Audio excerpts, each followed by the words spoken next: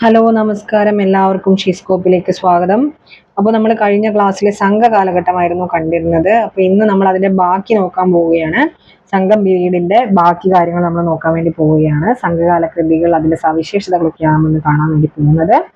പ്രധാന കൃതികളും സവിശേഷതകളും നമുക്ക് നോക്കാം. നമ്മൾ പറഞ്ഞു തൊൽക്കാപ്യത്തെ പറ്റിയൊക്കെ നമ്മൾ ഇനിയും പഠിക്കുന്ന. അപ്പോൾ തൊൽക്കാപ്യം എന്ന് പറയുന്നത് സംഘകാല കൃതികളിൽ ഏറ്റവും പഴയതാണ്. ഏറ്റവും പഴയ കൃതിയാണ് തൊൽക്കാപ്യം എന്ന് പറയുന്നത്. ഇത് വ്യാകരണത്തെക്കുറിച്ച് പ്രതിപാദിക്കുന്നു.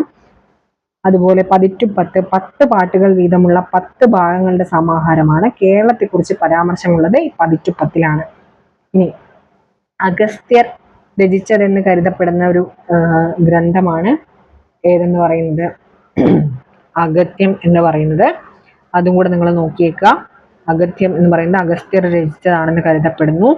അതുപോലെ മണിമേഖല ബുദ്ധമത പ്രചാരണത്തെക്കുറിച്ച് വിവരങ്ങൾ നൽകുന്ന ഒന്നാണ് മണിമേഖല. ഇത് തമിഴ് ഒഡീസി എന്നാണ് ഇത് അറിയപ്പെടുന്നത്. ചിലപ്പതികാരം തമിഴ് ഇലിയഡ് എന്നറിയപ്പെടുന്നു. ഇത് രചിച്ചത് ഇളങ്കോവടികളാണ്. ജൈന മതത്തെ പറ്റി ഇതിൽ പ്രതിപാദിക്കുന്നുണ്ട്. മണിമേഖലയിൽ ബുദ്ധമതം, ചിലപ്പതികാരത്തിൽ ജൈനമതം. ഇനി ഇതില് കോവലന്റെയും കണ്ണകിയുടെയും കഥയാണ്. ഇത് ചിലപ്പതികാരത്തില് പരാമർശിക്കുന്ന പാണ്ഡ്യ രാജാവ് നെടുഞ്ചെഴിയൻ അല്ലെങ്കിൽ നെടുംചെഴിയൻ എന്നൊക്കെ അറിയപ്പെടുന്ന പാണ്ഡ്യ രാജാവിനെ പറ്റിയും ചേരൻ ചെങ്കുട്ടുവൻ എന്ന് പറയുന്ന ചേര രാജാവിനെ പറ്റിയും ഇതിൽ പരാമർശിക്കുന്നുണ്ട്.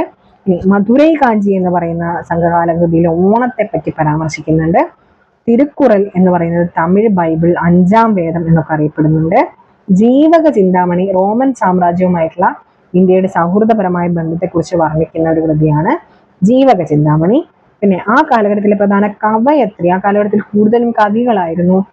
ഒരു സ്ത്രീ കവിതകൾ എഴുതിയിരുന്നത്, കവയത്രിയായിരുന്നത് ഔവയാറായിരുന്നു. ഔവയാറിനെ പറ്റി നിങ്ങളൊന്ന് ഓർത്തിരിക്കുക. അപ്പൊ ഇത്രയും കാര്യങ്ങൾ ഓർത്ത് വെക്കുക കേട്ടോ. ഇനി ആ സമയത്തുള്ള കാർഷിക വൃത്തി, വ്യാപാരം, വിദേശ ബന്ധങ്ങൾ, അതിനെ പറ്റിയൊക്കെ നമുക്ക് നോക്കാം. കൃഷിയും ഉൽപ്പന്നങ്ങളും. അപ്പൊ പ്രധാന ജീവിത വൃത്തി എന്ന് പറയുന്നത്, പ്രധാന തൊഴിൽ കൃഷിയായിരുന്നു. പുനം കൃഷി അഥവാ പുറനാനൂറില് കൊല്ലിമലയിലെ കാട് വെട്ടിത്തെളിച്ച് ചെയ്തിരുന്ന ഒരു കൃഷി രീതിയാണ് പുനം കൃഷി. ഇതിപ്പോഴും അട്ടപ്പാടിയിലെ ഗോത്ര സമൂഹങ്ങൾക്കിടയിൽ ഇന്നും നിലവിലുള്ള കൃഷി രീതിയാണ് പുനം കൃഷി എന്ന് പറയുന്നത്. പഴന്തമിഴ് പാട്ടുകളിൽ പരാമർശിക്കുന്ന പ്രധാന കാർഷിക വിഭവമാണ് ചക്ക. ഇനി കുരുമുളക്, യവനപ്രിയ. പഴന്തമിഴ് പാട്ടുകളിൽ കറി, പടപ്പ എന്നിവ സൂചിപ്പിക്കുന്നത് യഥാക്രമം കുരുമുളക് തോട്ടം. കുരുമുളകിനെ കറി എന്നും കുരുമുളക് തോട്ടത്തിനെ പടപ്പ എന്നുമാണ് ഈ സംഘകാല കൃതികളിൽ പറയുന്നത്. പ്ലീനിയെ പോലെയുള്ള ചരിത്രകാരന്മാർ, വിദേശ സഞ്ചാരികൾ ഒരു കാട്ടുവിളയാണ് കുരുമുളക് എന്ന് അഭിപ്രായപ്പെട്ടിട്ടുണ്ട്. റോമാക്കാർ പ്രധാനമായും കൊണ്ടുപോയത് കുരുമുളകും സുഗന്ധ വ്യഞ്ജനങ്ങളൊക്കെ ആയിരുന്നു. റോമയുമായിട്ട് കച്ചവട ബന്ധമുണ്ടായിരുന്നു. അവർ പ്രധാനമായിട്ടും കൊണ്ടുപോയിട്ടുള്ളത് സുഗന്ധ വ്യഞ്ജനങ്ങളും ഈ കുരുമുളകും ഒക്കെ തന്നെയായിരുന്നു. ഇനി വ്യാപാരവും ചന്തകളും.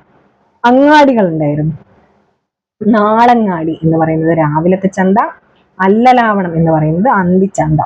പിന്നെ നൊടുത്തൽ, സംഘം പാട്ടുകളിൽ പരാമർശിക്കുന്ന സാധനങ്ങൾക്ക് പകരം സാധനം കൈമാറ്റം ചെയ്യപ്പെടുന്ന രീതിയാണ് നൊടുത്തൽ എന്ന് പറയുന്നത്. ബാർട്ടർ സിസ്റ്റം എന്ന് പറയാല്ലേ. അതുപോലെ വെടിച്ചി എന്ന് പറയുന്നത് കാലി സമ്പത്ത് വർദ്ധിപ്പിക്കുന്നതിന് കന്നുകാലികളെ പിടിച്ചെടുക്കുന്ന സമ്പ്രദായമാണ് വെടിച്ചി. വിദേശ വ്യാപാരം. സംഘകാലത്ത് ഏറ്റവും അധികം വ്യാപാര ബന്ധമുണ്ടായിരുന്നത് റോമുമായിട്ടാണ്. അതുകൂടി ആലോചിച്ച് വെച്ചേക്കാം. ഇനി അന്നത്തെ ഭരണ സംവിധാനം എന്തൊക്കെയായിരുന്നു? സാമൂഹ്യ ജീവിതം, ഭരണ സംവിധാനം എന്നൊക്കെ പറയുന്നത് നമുക്ക് നോക്കാം. ഭരണവും സമൂഹവും എന്ന് പറയുമ്പോൾ പ്രാചീന തമിഴകം ഭരിച്ചിരുന്ന പ്രധാന 3 രാജവംശങ്ങളായിരുന്നു ചേര, ചോള, പാണ്ഡ്യന്മാർ. ഇവരെ മൂവേന്തന്മാർ എന്നാണ് പറയുന്നത്. ചേര, ചോള, പാണ്ഡ്യന്മാരാണ്. ആരാണ് മൂവേന്തന്മാർ? ചേര, ചോള, പാണ്ഡ്യന്മാർ. ഇനി പ്രാദേശിക ഭരണാധികാരികൾ ഉണ്ടായിരുന്നു. അവരെ കുറുനില മന്നർ എന്ന് വിളിച്ചു. രാജ്ഞിയെ പറഞ്ഞിരുന്ന പേര് പെരുന്തേവി എന്നായിരുന്നു. ഗ്രാമസഭകള് മന്ദം എന്നായിരുന്നു അറിയപ്പെട്ടിരുന്നത്. ഗ്രാമസഭകള് മന്ദം എന്നായിരുന്നു അറിയപ്പെട്ടിട്ടുള്ളത്. മന്ദം അല്ലെങ്കിൽ മന്ദം എന്നൊക്കെ പറയും. മാവേലി മന്ദം എന്നൊക്കെ പറഞ്ഞ് നിങ്ങൾ കേട്ടിട്ടില്ലേ? മന്ദമായിരിക്കും കുറച്ചുകൂടെ ശരിയെന്ന് എനിക്ക് തോന്നുന്നു. മന്ദം എന്നറിയപ്പെട്ടിരുന്നത് ഗ്രാമസഭകളായിരുന്നു. ഇവരുടെ ആരാധനാമൂർത്തി എന്ന് പറയുന്നത് മുരുകനായിരുന്നു. യുദ്ധദേവത നമ്മൾ നേരത്തെയും പറഞ്ഞിട്ടുണ്ട്. കൊറ്റവൈനെ പ്രീതിപ്പെടുത്താനുള്ള നൃത്തരൂപമാണ് കോർവൈ കൂത്ത് എന്ന് നമ്മൾ കഴിഞ്ഞ ക്ലാസ്സിൽ പഠിച്ചിട്ടുണ്ടായിരുന്നു. അപ്പോൾ ദ്രാവിഡ ദുർഗയാണ് ആര്? കൊറ്റവൈ. കൊറ്റവൈ ഒരു പ്രധാനപ്പെട്ട ദൈവമാണ്. ആ സമയത്ത് നിങ്ങൾ എനിക്ക് തോന്നുന്നു നിങ്ങൾ ഈ സിനിമ കണ്ടിട്ടുണ്ടാവില്ലേ, പൊന്നിയിൻ സെൽവനൊക്കെ കണ്ടിട്ടില്ലേ? അതിലൊക്കെ കൊറ്റവൈനെ കുറിച്ച് പറയുന്നുണ്ട് എന്നാണ് എൻ്റെ ഒരു ഞാൻ വിചാരിക്കുന്നത്. എനിക്ക് ഏതോ ഒരു സീനിൽ പറഞ്ഞതായിട്ട് ഓർമ്മയുണ്ട്. അപ്പൊ ഇനി കലകൾ, സംഘകാല കൃതികളിൽ പരാമർശിക്കുന്ന കേരളത്തിലെ നൃത്തരൂപമാണ് തിരുവാതിര. ആ സമയത്ത് ശക്തി പ്രാപിച്ച ഭാഷയാണ് തമിഴ്. ഇനി ആ സമയത്തുള്ള നാണയങ്ങളാണ് ദിനാറം, കാണം. ഇതൊക്കെ കാണം വിറ്റും ഓണം ഉണ്ണം എന്ന് കേട്ടിട്ടില്ലേ? കാണം എന്നൊക്കെ പറയുന്നത് ആ സമയത്തുണ്ടായ നാണയങ്ങളാണ്. ഇനി വിദേശ സഞ്ചാരികൾ ആ സമയത്ത് കേരളം സന്ദർശിച്ച വിദേശ സഞ്ചാരികളാണ് മെഗസ്തനീസ്, പ്ലീനി എന്നിവരൊക്കെ. ഇനി ആര്യഭടൻ ജനിച്ചു എന്ന് കരുതപ്പെടുന്ന സ്ഥലം കൊടുങ്ങല്ലൂരാണ്. അശ്മകമാണ്, ആ കാലഘട്ടത്തിലാണ് എന്നൊക്കെ ഒന്ന് ഓർത്തുവെച്ചിരിക്കുക. ഇനി പട്ടണം എന്ന് പറയുന്ന ഒരു സ്ഥലം ഉണ്ടായിരുന്നു. പട്ടണം എന്ന് പറയുന്നത് ലിറ്ററൽ മീനിങ് അല്ല നിങ്ങൾ എടുക്കേണ്ടത്, അതൊരു സ്ഥലത്തിന്റെ പേരാണ് പട്ടണം. എറണാകുളത്ത് പറവൂരിൽ ഉണ്ടായിരുന്ന ഒരു സ്ഥലമാണ്.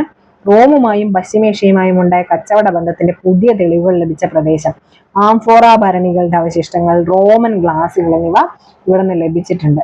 പട്ടണം എന്ന് പറയുന്ന ഒരു സ്ഥലം അപ്പോഴുണ്ടായിരുന്നു. അതിൽ നിന്നായിരിക്കും ചിലപ്പോൾ ഈ പട്ടണം എന്ന് പറയുന്ന ഒരു പ്രയോഗമൊക്കെ വന്നിട്ടുണ്ടാവാം. ഇനി കൊടുങ്ങല്ലൂരിന് ഒരുപാട് വ്യത്യസ്ത പേരുകളുണ്ട്. കൊടുങ്ങല്ലൂർ ഒരു പ്രധാനപ്പെട്ട തുറമുഖമായിരുന്നു. മുരിച്ചിപ്പട്ടണം, മുച്ചിരി, മയോരി, മഹോദയപുരം, മുസിരിസ്, ഇതൊക്കെ എന്താണ്? കൊടുങ്ങല്ലൂരിന്റെ പേരാണ്. ഇനി കൊങ്ങിനാട് എന്ന് പറയുന്നത് സേലം, കോയമ്പത്തൂർ മേഖല. കൊങ്ങിനാടല്ല കേട്ടോ, കൊങ്കുനാടാണ്. കൊങ്കുനാട്, കൊങ്കുനാട് അല്ലെങ്കിൽ കൊങ്ങുനാട് എന്നൊക്കെ പറയുന്നതാണ് സേലം, കോയമ്പത്തൂർ മേഖലകൾ. ഇനി കോടനാട്, കായംകുളം ആയിരുന്നു. പ്രധാനപ്പെട്ട തുറമുഖ പട്ടണങ്ങളായിരുന്നു മുച്ചിരി, തൊണ്ടി, വാഗൈ, മാന്തൈ, കാവേരിപ്പട്ടണം. ഇതൊക്കെ 3 പ്രബല ശക്തികൾ ഏതൊക്കെയായിരുന്നു ആ സമയത്ത് ഉണ്ടായിരുന്ന? തെക്ക് കേരളത്തിലുണ്ടായിരുന്ന തെക്ക് ആയി രാജവംശം, മധ്യ കേരളത്തിലെ ചേര രാജവംശം, വടക്കേറ്റത്ത് ഏഴിമല രാജവംശം. ഇനി ആ സമയത്ത് ഇവിടെ ഒരുപാട് കച്ചവട സംഘങ്ങൾ ഉണ്ടായിരുന്നു, അഥവാ മെർച്ചന്റ് ഗിൽസ് ഉണ്ടായിരുന്നു. അവരേതൊക്കെയായിരുന്നു? മണിഗ്രാമം. മണിഗ്രാമം നിങ്ങൾ ഓർക്കുക, കേരളത്തിൽ സിറിയൻ ക്രിസ്ത്യാനികളുടെ നേതൃത്വത്തിൽ ഉണ്ടായിരുന്ന രത്നവ്യാപാരികളുടെ സംഘം. രത്നവ്യാപാരം, രത്നം എന്ന് പറഞ്ഞ മണിയാണെന്ന് ഓർക്കുക. രത്നവ്യാപാരികളുടെ സംഘമാണ് എന്ത്? മണിഗ്രാമം. ഇനി അഞ്ചുവണ്ണം. അഞ്ചുവണ്ണം എന്ന് പറഞ്ഞാൽ 5 തരം ചരക്കുകൾ കൊണ്ട് വ്യാപാരം നടത്തിയ ജൂതന്മാരുടെ സംഘമാണ് അഞ്ചുവണ്ണം. ഇനി വളഞ്ചിയാർ അല്ലെങ്കിൽ മാളഞ്ചിയാർ എന്ന് പറയുന്നത് വിദേശ രാജ്യങ്ങളുമായിട്ട് കച്ചവടം നടത്തിയ സംഘമാണ്. നാനാദേശികൾ സ്വന്തം ദേശി തന്നെ കേട്ടോ, സ്വന്തം എന്റെ ഞാൻ തന്നെ നോക്കാൻ മതി. നാനാദേശികള് കേരളത്തിലെ ആഭ്യന്തര കച്ചവടക്കാരുടെ സംഘമാണ്. ഇനി ആ സമയത്ത് സംഘകാലഘട്ടത്തിലെ 5 തിണകളെ പറ്റി നിങ്ങൾ ചെറിയ ക്ലാസ് തൊട്ടേ പഠിക്കുന്നുണ്ടാവും. അത് ഞാനിവിടെ ഒരു ടേബിളിൽ കൊടുത്തിട്ടുണ്ട്. ഇങ്ങനെ ടേബിൾ വഴി ഞാൻ എല്ലാ ഡേറ്റാസും കൊടുത്തിട്ടുള്ളത് ടേബിളിലാണ്. അപ്പൊ ടേബിളിൽ പഠിക്കുന്ന ഒരു ഗുണം എന്താണെന്ന് വെച്ചാൽ നിങ്ങൾ ഏത് ടേബിളാണ്, എവിടെയാണ്, ഏത് കള്ളിയിലാണ് എന്നുള്ള കാര്യം വരെ നിങ്ങൾക്ക് ഓർമ്മയുണ്ടാവും. അതുകൊണ്ടാണ് ഞാൻ ഇങ്ങനെ കൊടുത്തിട്ടുള്ളത്. അപ്പോ 5 തിണകളായിരുന്നു ഉണ്ടായിരുന്നത്: കുറിഞ്ചി, പാലൈ, മുല്ലൈ, മരുതം, നീരൽ. കുറിഞ്ചിയുടെ സവിശേഷത പർവ്വത പ്രദേശമാണ്. അവരുടെ ആരാധനമൂർത്തി ചേയോൻ അല്ലെങ്കിൽ മുരുകനാണ്. അവിടെയുള്ള നിവാസികൾ എന്ന് പറയുന്നത് കാനവർ അല്ലെങ്കിൽ വേടവരാണ്. അവിടുത്തെ തൊഴിൽ എന്ന് പറയുന്നത് കുരുമുളക് ധാരാളമായി കൃഷി ചെയ്യുന്ന പ്രദേശമാണ് എന്നുള്ള കാര്യം ഓർക്കാം. ഇനി പാലൈ എന്ന് പറയുന്ന ഒരു പാഴ് പ്രദേശമാണ് അല്ലെങ്കിൽ വരണ്ട പ്രദേശമാണ്. കൊറ്റവയാണ് ആരാധനാമൂർത്തി. മറവരും കള്ളരും ഒക്കെ ആയിരുന്നു അവിടെ. കന്നുകാലി കവർച്ച, മറവരും കള്ളരും ഒക്കെ അവിടെ ഉള്ളത് കൊണ്ട് എന്തുണ്ടാവും? കവർച്ചയുണ്ടാവും. അപ്പൊ കന്നുകാലി കവർച്ചയിൽ പ്രധാനമായിട്ട് ഏർപ്പെട്ടു. സ്ഥലപ്പേര് പാലക്കാടൊക്കെ അവിടെ ഉള്ളതാണ്. പാലൈ, പാലക്കാട്. കുറിഞ്ചി. ഈ മുല്ലൈ, പുൽമേടുകൾ. മുല്ല മുട്ട വിരിയുന്ന പുൽമേട് എന്ന് ഓർത്താൽ മതി. മുല്ലൈ, പുൽമേടുകൾ. അവിടെ വിഷ്ണു അല്ലെങ്കിൽ മായോനാണ് ആരാധനാമൂർത്തി. ഇടയറും ആയരും ഒക്കെ അവിടെയായിരുന്നു. പുൽമേട്ടിൽ പിന്നെ ഇടയറുണ്ടാവുമല്ലോ. അപ്പൊ അവരുടെ ജോലി എന്തായിരിക്കും? കന്നുകാലി വളർത്തലായിരിക്കും. സ്ഥലപ്പേര്, ഇപ്പോഴത്തെ സ്ഥലപ്പേര് മുല്ലശ്ശേരി എന്നൊക്കെ ഓർത്താൽ മതി. ഇനി മരുതം കൃഷിഭൂമി, വയലുകൾ. മരുത വയൽ നോർക്കാം. വേന്തൻ, ഇന്ദ്രനാണ് ദേവൻ. ഉഴവർ, തൊഴവർ. അപ്പൊ കൃഷി എന്താ ചെയ്യാ? നില ഉഴുവല്ലോ നമ്മൾ കൃഷി ചെയ്യാൻ വേണ്ടിട്ട്. അവിടെ നെല്ല്, കരിമ്പ് ഇതൊക്കെ നടത്തിയിരുന്നു. ഇനി നെയ്തല് തീരപ്രദേശമാണ്. കടൽ, വരുണനാണ്. പരവർ, ഉപ്പവർ, മീനവർ. മീൻപിടുത്തം, ഉപ്പുണ്ടാക്കൽ, ഇതൊക്കെയായിരുന്നു അവരുടെ ജോലി.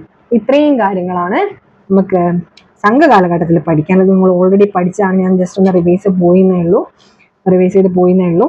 നിങ്ങൾക്ക് ഈ നോട്ട്സ് വേണമെങ്കിൽ നിങ്ങൾ കമന്റ് ചെയ്യൂ കേട്ടോ. ഞാൻ ടെലഗ്രാം ലിങ്ക് ഇടാം. അതേപോലെ നിങ്ങൾ എന്ത് ചെയ്യാം, ഷെയർ ചെയ്യുക നമ്മുടെ ക്ലാസ്. ഇത് കുറെ എന്താ പറയാ, കുറെ കുട്ടികളിലേക്ക് എത്തിക്കുക. അതേപോലെ സബ്സ്ക്രൈബ് ചെയ്യുക ചാനൽ. അപ്പൊ എല്ലാവർക്കും താങ്ക് യു. അടുത്ത ക്ലാസ്സിൽ കാണാം.